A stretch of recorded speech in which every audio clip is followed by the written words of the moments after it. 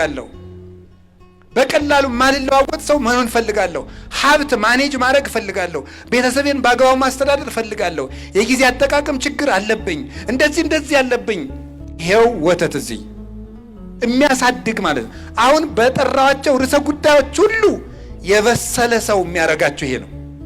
የበሰለ ሰው የት ምን ማድረግ እንዳለባችሁ አይን የሚሆናችሁ መጽሐፍ ይሄ ነው። ስለዚህ የቃሉን ወተት ውደዱ። ከቃሉ ጋር ናችሁ። እግዚአብሔር ከሁላችን ጋር ይሁን። እንደገናስ የእግዚአብሔር ቃል የህይወታችን ሲሳይ ነው። እስቲ ሲሳይ በሉ። እንጀራችን ነው፣ የነፍሳችን።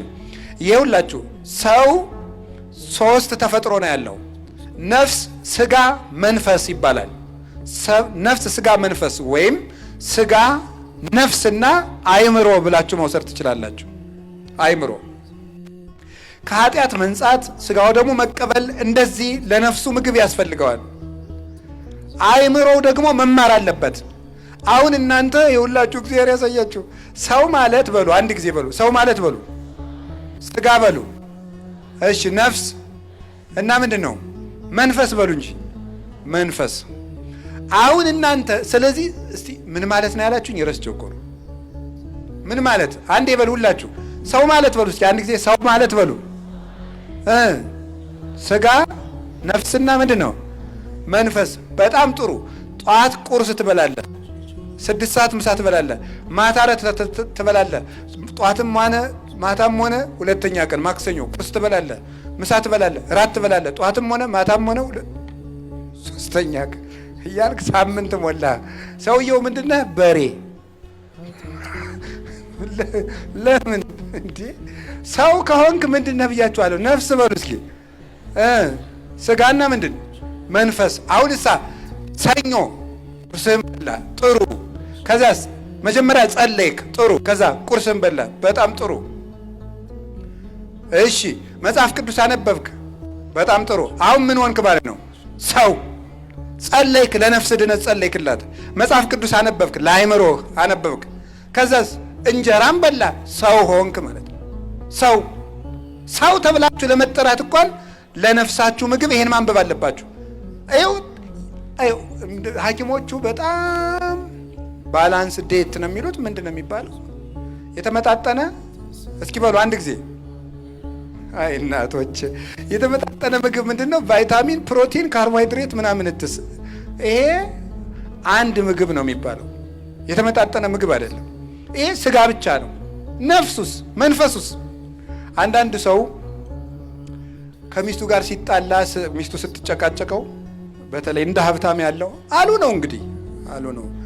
ያው ምዕመናን እየመጡ ነው ይሄንን ነገር በጆሮአችን የሚያቀብሉን እንጂ እኛ አናውቅም። አንቺ ሴትዮ አላበዛሽውም? መኪና ሄው፣ ቤት ሄው፣ ምትበይው አልቸገረሽ ይላል። ይው ምንድነው ይፈድር? ባዶሽን መጥተሽ መኪና አስነዳውሽ እንትና አለሽ፣ ከሰው የበለጠ ታስፈጫለሽ፣ ምን አንተስ ምናምን ይላል። ሰው ወንድሜ መኪና ብቻ አይደለም የሚፈልገው። ሰው መኪና ብቻ አይደለም፣ ምን ይፈልጋል?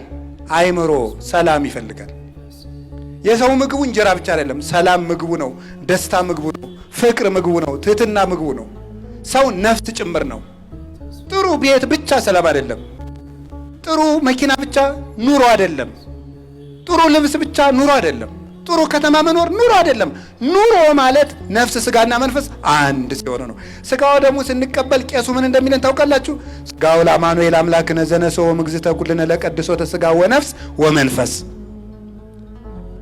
አማኑኤል ከድንግል ማርያም ነስቶ የተዋሃደው ስጋን፣ ነፍስን፣ መንፈስን የሚቀድስ ስጋውን ነው ይላል። ስጋን፣ ነፍስን፣ መንፈስን የሚቀድስ። ስለዚህ ወገኖች እስመ ቃለ እግዚአብሔር ሲሳይ ዘበአማን ውእቱ፣ ሲሲታ ለነፍስ ቃላቲሁ ለእግዚአብሔር። የእግዚአብሔር ቃል እውነተኛ ምግብ ነው። የነፍስ ምግቧም የእግዚአብሔር ቃል ነው። ሰው በልቶ ጠጥቶ ለምንድን ነው ሰላም የሚያጣው? ሰው ጥሩ አልጋ ላይ እየተኛ፣ ጥሩ ቤት ውስጥ እየኖረ፣ ጥሩ መኪና እየነዳ፣ ጥሩ ደሞዝ እየተከፈለው ለምን ሰላም የለውም?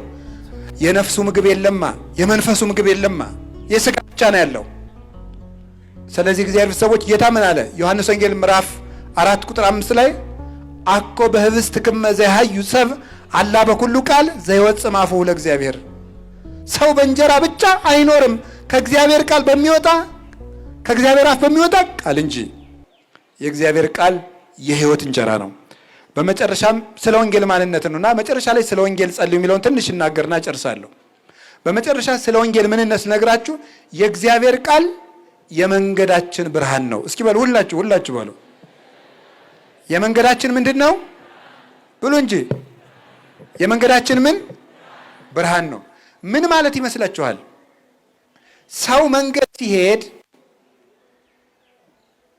ቢጨልምበት መንገድ ላይ ግራና ቀኝ መንገድ ቢገጥመው መንገዱ የትኛው እንደሆነ ለመለየት ምን ያስፈልገዋል? ብርሃን ወይም ባትሪ ያስፈልገዋል። የሰው ልጅ ሕይወት ምንድነው? መንገድ ነው። ሰው መንገደኛ ነው። ወደ የት ነው የሚሄደው? ወደ መንግስተ ሰማያት። መንገደኛ ነው። አንድ ቀን ስታድሩ ወደ ሞት አንድ እርምጃ እየቀረባችሁ ነው ማለት ነው። 2 ቀን ስናቅርብ ሌላ እርምጃ ነው። 3 ቀን ስናድር ሌላ እርምጃ ነው። ዓመት ሲሞላ ሌላ ከፍ ያለ ሩጫ ነው። ወደ ሞት እየቀረብን ነው የምንሄደው። መንገደኛ ነው ሰው። ስለዚህ ውሎ አዳራችን ዓመታትና ወራቱ